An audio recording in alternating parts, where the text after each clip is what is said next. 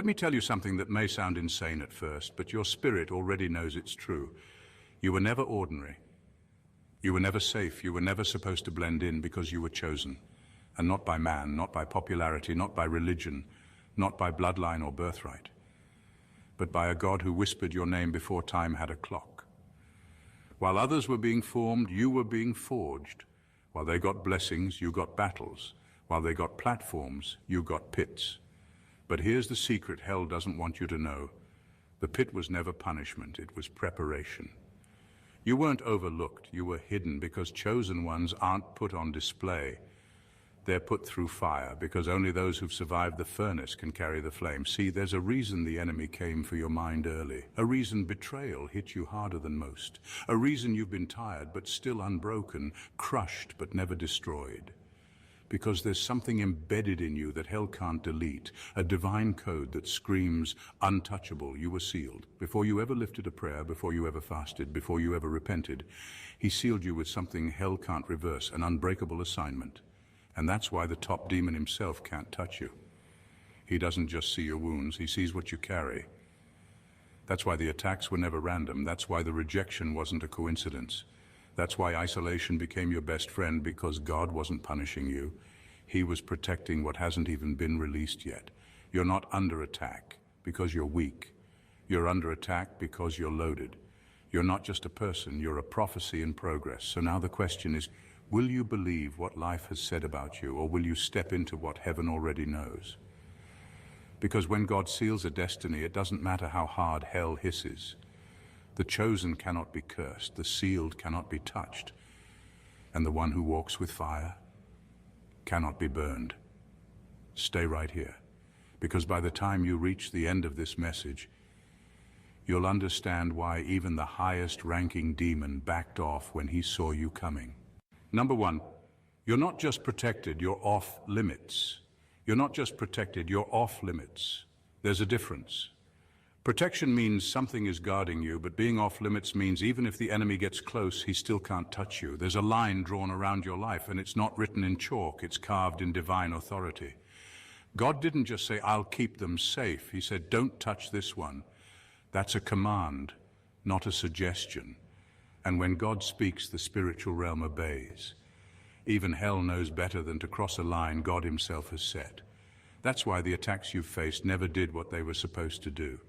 You've been hit, yes, wounded, yes, but never destroyed, never taken out.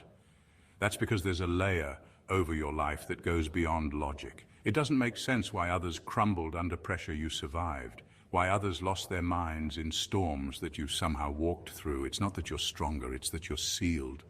See, the enemy studies people. He knows weakness, he tracks patterns, but when he gets to you, he sees something different. He sees a life with heavenly orders stamped all over it. He sees boundaries he can't cross. He sees divine warnings that say, access denied. It drives him crazy. So instead of attacking you directly, he sends distractions, confusion, delays, people who carry chaos. But it never really works. Why? Because even in your lowest moments, there's something in you he can't crack. That's what happens when you're chosen. You're not just watched over, you're marked. And being marked by God doesn't mean life gets easier. It means hell recognizes you as a threat, even when you don't feel like one. But it still can't reach you. You're not vulnerable the way others are. You walk with a seal that can't be forged, faked, or forced open.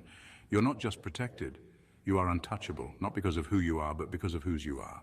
Number two, you're not in a battle, you are the battlefield. You're not in a battle, you are the battlefield.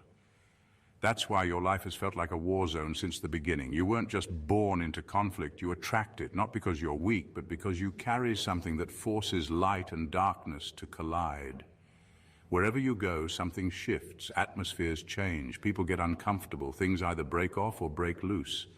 That's not random, that's spiritual. You don't step into battles, you become the ground where battles are fought. There's a reason you've always felt like you were being pulled in two directions, like you're in the middle of something bigger than you. That's because you are. You carry weight, and not just emotional weight.